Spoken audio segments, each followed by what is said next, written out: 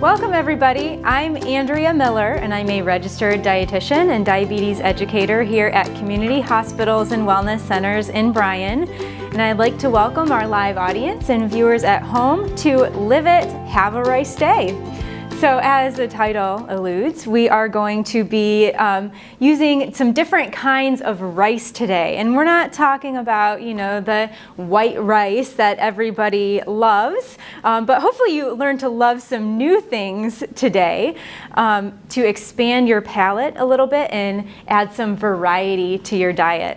The recipe we're doing today is an extremely versatile recipe, and it uses an ingredient that I've recently discovered and I absolutely love. We are using forbidden black rice today. So I'm guessing that not many people have had forbidden rice. But I'm also going to show you some different things that you can use for this recipe in case you aren't quite up to trying forbidden black rice, or it is a little bit more expensive, so if it doesn't fit within your budget or you're not willing to pay extra for black forbidden rice, you can use regular brown rice. I'm going to show you a couple different options for rice. Quinoa goes really well in this recipe, farro, and I'll show you what some of those are. So everybody's probably familiar with brown rice. Again, we have our black rice. It's forbidden black rice. We also have a red rice. So as you can see, it's a little bit different color than the black. Now the reasons for using different colors of rice, as far as the macronutrients go, so carbohydrate, fat, and protein, they're not all that much different in, as far as the different types of rice go. The benefit that you're getting with choosing different colors of rice is the phytochemicals or phytonutrients, so which some of you might not be familiar with, but basically they're nutrients that have several different benefits to our health, and basically they benefit our health at a cellular level. So we don't even fully understand how they're impacting our health, but they often have anti-inflammatory, anti-cancer. I was reading with the black rice, there in a lab they found some anti-diabetic properties to this black rice. So they have different benefits. As with colors in different foods go, a lot of us are familiar with anthocyanin in blueberries, or we know that blueberries are really, really good for us because of the color in them. Well, this black rice has some of the same benefits. It has anthocyanin in it as well. So it has similar benefits to blueberries because of the color that it has. And the same with the red rice. It has some of those similar benefits as well. So enough talking about phytonutrients. I'm going to get started preparing our rice bowl that we're making today. I'm calling it an inflammation busting rice bowl because it has lots of inflammation busting ingredients. So we have our different colored rice. We have a vegetable. We're using kale in it, but another way that this recipe is really versatile is you can use a lot of different vegetables in this recipe. Probably roasted would be my preference, but really any vegetable cooked any way you want. In a pinch one time I used just the standard frozen mixed vegetables. I had some of those left over and I tossed it in with my black rice and the dressing that we're going to put on it, and that was delicious as well. So if you don't like kale, you can use different vegetables. So as you can see, I'm just kind of pulling the tough stem off of the kale. And now I don't have quite as much kale here as what you'll use. They were a little bit short on kale at the grocery store today.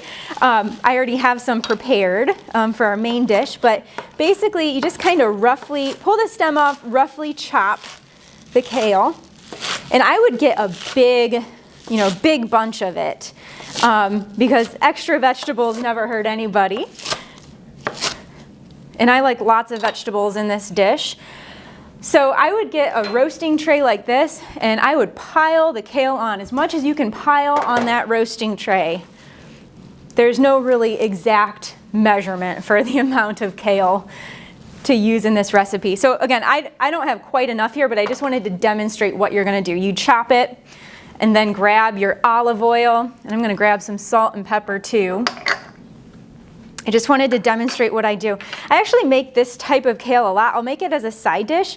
My kids devour it. I have a 7, 5, and almost 2-year-old, and all of them will eat kale cooked this way. It's almost like a kale chip, I guess. So I'm just gonna sprinkle some salt on there and some pepper. Make sure you have enough olive oil to kind of coat it completely, and on the pan as well so that it doesn't stick. And then I just kind of massage, it's kind of fun actually, massage the kale. I should have put gloves on for this. I'm regretting that decision. Do you have any paper towels over there? Massage it, and then just spread it out on your baking sheet. All right. I'm going to cut these up while I'm over here too. We're going to be putting some green onions on this as well. So the kale goes into your oven at 400 degrees for about 20 minutes or so until it starts to get a little brown around the outside. It may still be a little bit tender on the inside. It's going to look like this when it's done. So as you can see, there's some parts that are crispy. Actually, a lot of parts that are crispy, and that's the most delicious kind. When it gets a little crispy like that, like a kale chip, that's when it's at its best. But if some of it's still a little bit tender, that's fine too. So about 20 minutes in a 400-degree oven. The other vegetable that we're going to top it with at the end is just some green onions. So I'm just cutting off the root part here and setting that aside, and giving those a quick chop.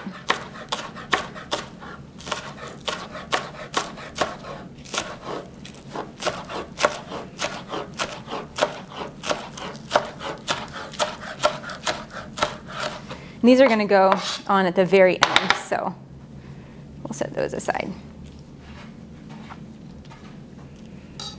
Okay.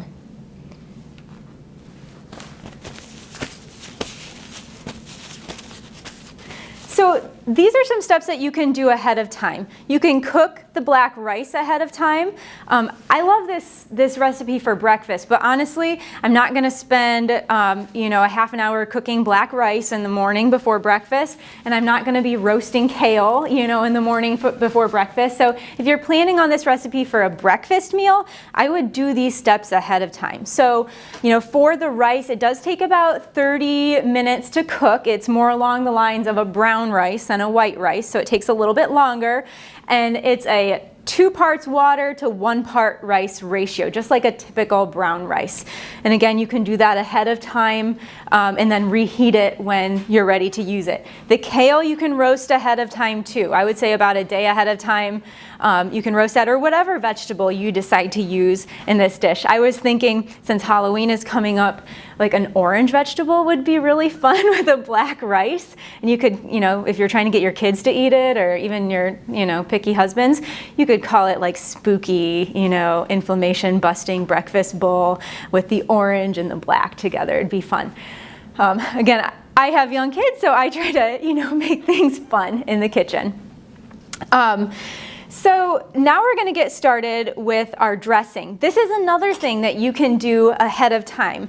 And you could even make it, in bulk, make a little bit extra of it so that, you can have it for a few days because there's really no ingredients in it that are going to go bad super quickly. So this will last in your refrigerator. I would say make a fresh batch every week if this is something that's a regular in your diet. So you need about a 1/4 cup of broth. This looks like chicken broth. I think in the recipe we use a vegetable broth. Whichever one you prefer is fine. Either one will work fine.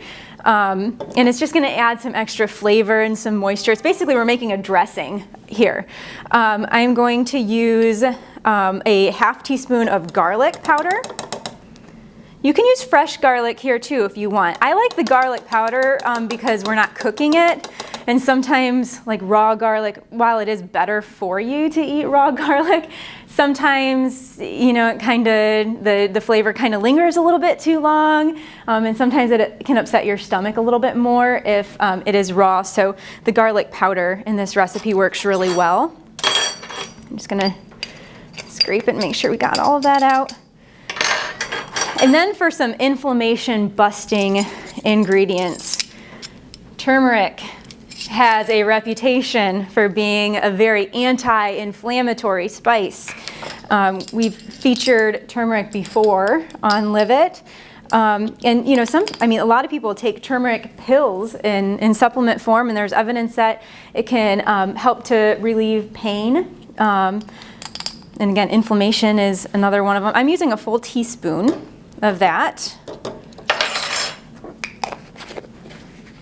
You can adjust the spices to taste if you'd like. If you don't really like the spiciness of turmeric, if it's a little bit too much for you, don't add as much. And we are using a half of a teaspoon of ground ginger as well. At home, I would probably use fresh ginger, and you can use a little bit more of that, like a tablespoon of fresh ginger. I just love the flavor of fresh ginger, but I know I'm kind of odd in the sense that I use a lot of fresh things, whereas some people buying a ginger root and grating it when you want to make this just isn't for you. But either one will work perfectly fine. And I am going to use a little bit of salt and pepper in there as well.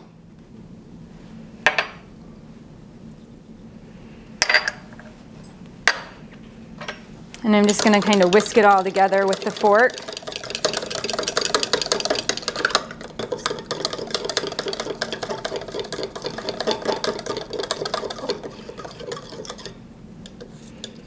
Make sure there's no... I think our ginger might have gotten a little bit clumpy. Or not the ginger, that must have been the garlic. Anyway, so just stir it up.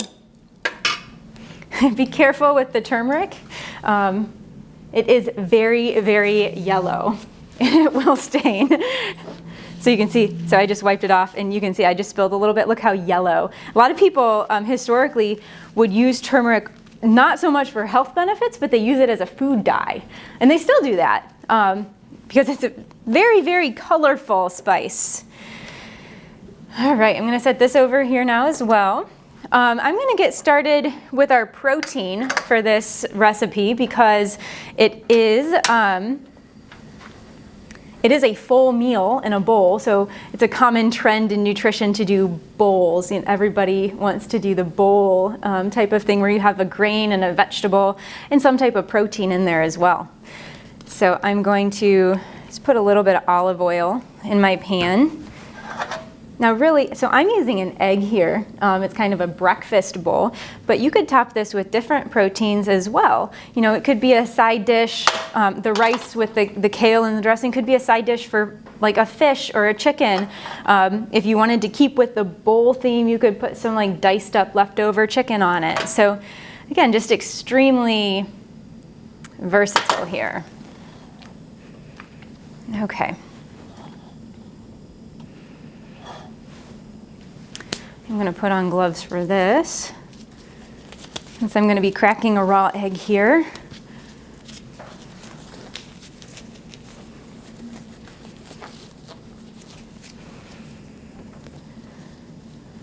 So I'm just going to cook one right now.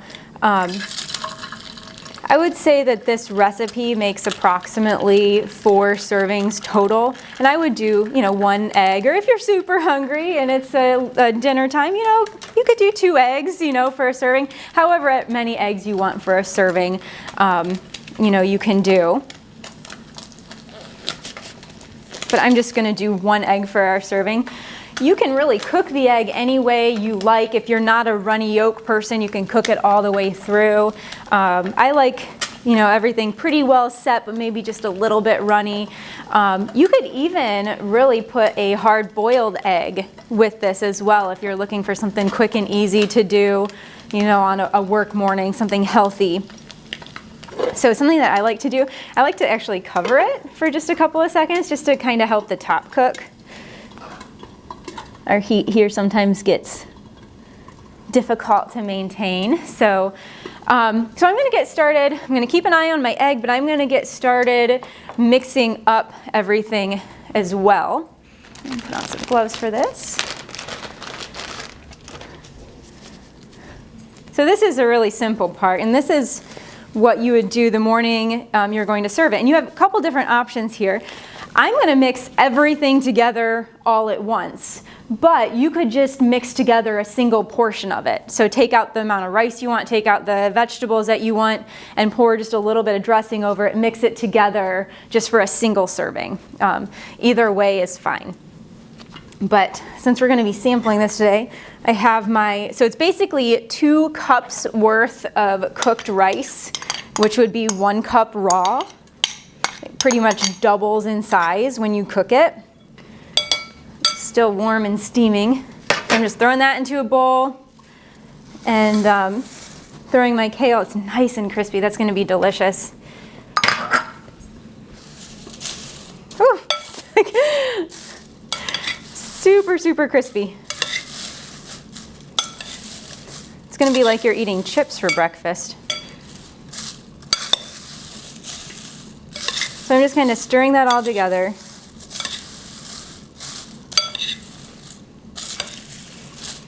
And then drizzle your dressing right over it.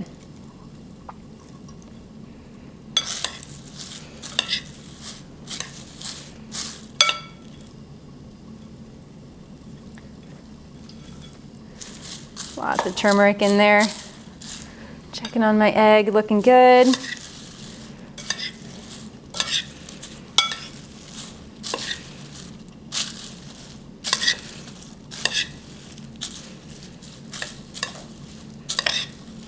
Just make sure it's all, well coated in the dressing.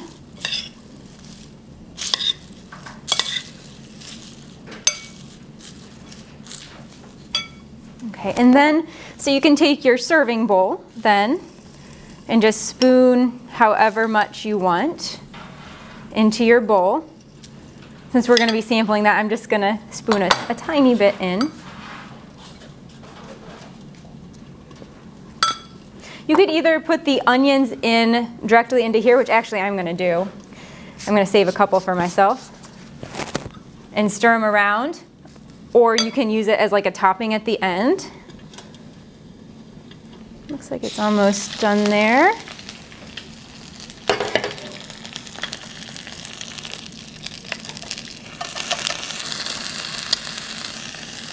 Actually, I'm going to turn that off for a second. Sometimes I find if I turn the heat off, it releases for me. While I'm waiting on that for a second, I'm going to talk about a couple other options that you could use. You can see I have so I talked about the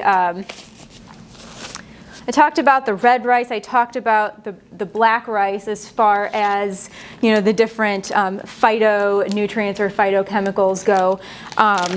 But another really good option. More people are probably familiar with a wild rice. And so there's some different colors of rice in here. This is a blend. You can see different colors, but you can see the wild rice, this little grain here. It is black, but it's not the same as the black forbidden rice. The dark colored rice that you see in a wild rice blend is actually more of it's a seed of a grass, apparently. So it's not a true rice even. But you could still use a wild rice for this recipe. Quinoa. So we've talked about quinoa in the past. This would also work really well in a recipe like this. You can see in this variety, it's also, and you can come up and see it at the end if you want, but it also has different colors in it. So again, the different colors of quinoa, the red and the black quinoa, are going to have some of those same properties as the red and the black in the rice with the different phytochemicals that are present. And then another one that I've tried recently, this is kind of nice. It's a very chewy grain. It's called farro. And it's actually a type of wheat, but it's whole. It's not like ground or anything. So It's a whole grain. It has its parts intact. It's not processed. It's, you know, an unprocessed grain. So this would be another great option as well if you're looking for variety. And to me, that's what something like this is all about, using, you know, different kinds of rices and different kinds of grain. You know, especially with grains, a lot of times our diets are, you know, we're just eating the same things all the time. We're eating just processed breads and maybe some oats and white rice, but there's so much variety out there to experience, and that's something that I personally really enjoy. I love experiencing and tasting different kinds of foods, you know, different flavors, different textures, and all of that. That's something that I personally enjoy, and it helps us to get a wider variety of nutrients in our diet. So hopefully everybody in our audience got their sample of black rice, but hopefully, you know, it motivates you to go out and try some new foods that you haven't tried before. So this is what the finished product looks like, with the rice and the kale and the egg served on top with some green onions to garnish and for some extra nutrients. So I'll put this over here. Does anybody have any questions for me? Where can you find the different kinds of rice? So I use a website. It's called Thrive Market. It's basically an online grocery store, and you can find a lot of specialty products on that website. It does have a membership, a yearly membership fee, but I find that it's worth it for myself because I like eating a lot of these products. Another place that you could find these is Amazon. Some of your local grocery stores may have them, or especially if you go into, you know, a bigger city than Bryan, Ohio. If you're going to Toledo or Fort Wayne, you might be able to find some of these at you know, health food stores, I don't even go to the health food stores in big towns. What are some of the health food stores that you would, I don't know, Whole Foods, Trader Joe's? Do they have stuff like this? So I don't have time to go to Toledo or Fort Wayne because I have 3 young kids. So anyway, bigger towns, health food stores, online, you know, are all places. But again, if you can't find, you know, some of these, if you're not somebody that enjoys being that adventurous, you can certainly go with the standby brown rice too for a recipe like this, or, you know, just regular quinoa as well. So those will work perfectly. But again, just realizing that there are other things out there to offer variety and different flavors and textures and different nutrients can help to expand your horizons and get more nutrients into your diet. So thank you all for coming today. And if you'd like to try a sample of our forbidden black rice inflammation busting breakfast bowl, you're welcome to come and grab a sample.